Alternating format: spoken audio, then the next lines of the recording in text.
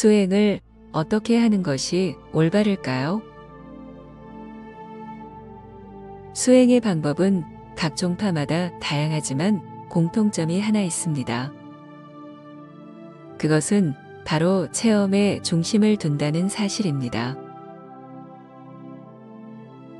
이론이나 사상 공부도 필요하지만 궁극에는 체험이 수행의 성패를 결정한다는 것이지요. 그래서 수행자들은 심오한 뭔가를 체험하기 위해 심신의 고통을 감내하며 수행에 매진하고 있습니다. 그렇다면 어떤 체험을 해야 궁극의 깨달음을 얻을 수 있을까요? 첫 번째는 생각이 끊어져 무념무상의 상태가 되어야 합니다.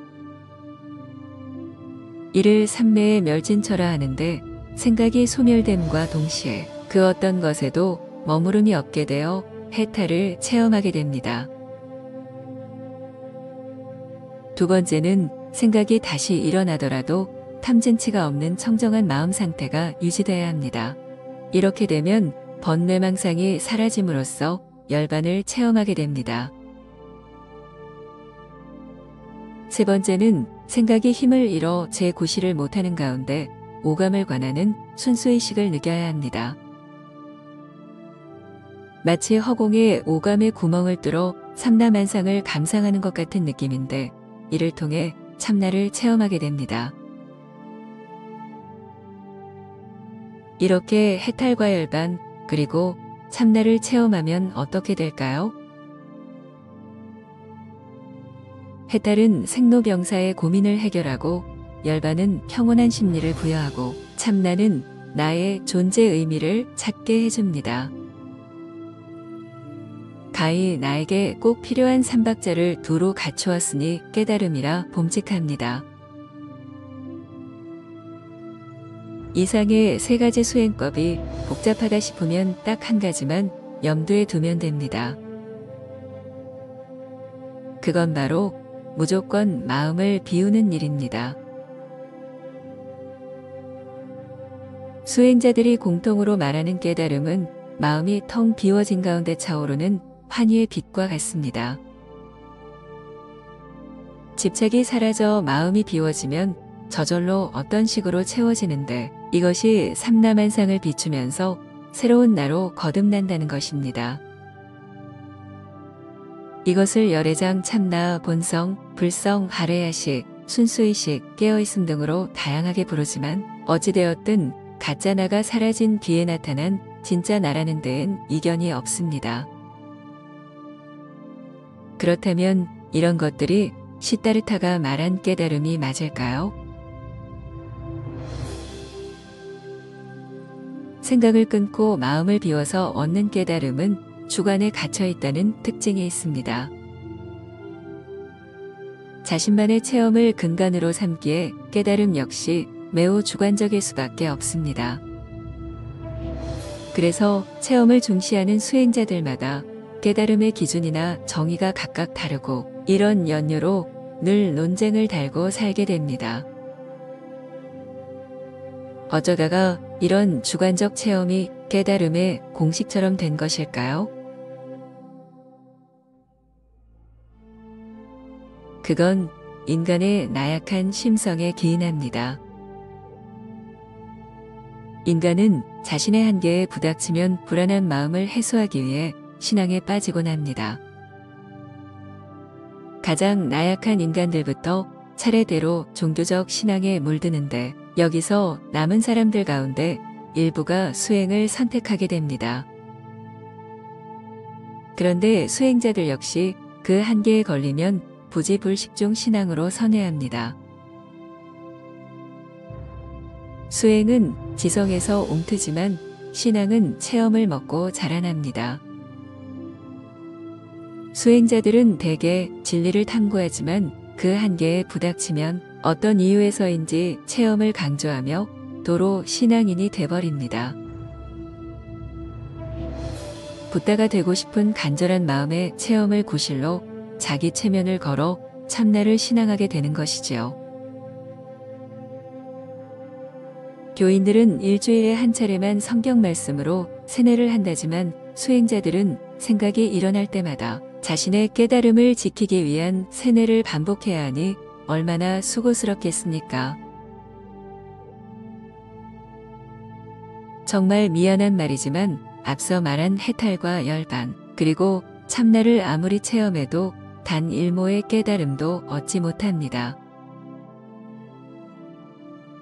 꿈을 무한대로 꾼다고 어떤 답을 찾아낼 수 있는 건 아니기 때문입니다. 2차원 생물이 진화하기 위해서는 높이를 찾으면 간단합니다. 높이를 찾을 생각은 않고 생각을 끊어 마음을 비우고 그 속에서 빛을 뽑아내서 만물을 반주하는 행위를 한다면 이 얼마나 우습겠습니까? 고대의 주술사들은 당시의 사람들에게 가히 만물의 이치를 터득한 성자였습니다. 하지만 문명이 발달하면서 그 주술의 행위는 미개하기 짝이 없게 변했습니다. 이렇듯 오늘날 한없이 우러러 보이는 수행자들의 체험이 머지않은 미래에 주술사들의 우행처럼 전락하지 말라는 법은 없습니다. 여러분, 생각해 보십시오. 생각이 무슨 철천지원수라고 생각을 끊어 말려 죽이려고 하나요? 지금의 생각 하나를 만들어내기 위해 인류는 수억 년을 진화해 왔습니다. 호모사피엔스에 이르러 비로소 생각이 깨달음을 얻을 수 있을 만큼 성장했는데 그 생각을 폐화시켜 없애버린다고요? 이건 주술사들이 행하는 비합리적인 주술 행위들보다 훨씬 기괴하다는 생각이 들지 않으시나요? 생각을 없애고 마음을 비워서 깨달음을 얻을 수 있다면 얼마든지 환영할 일입니다.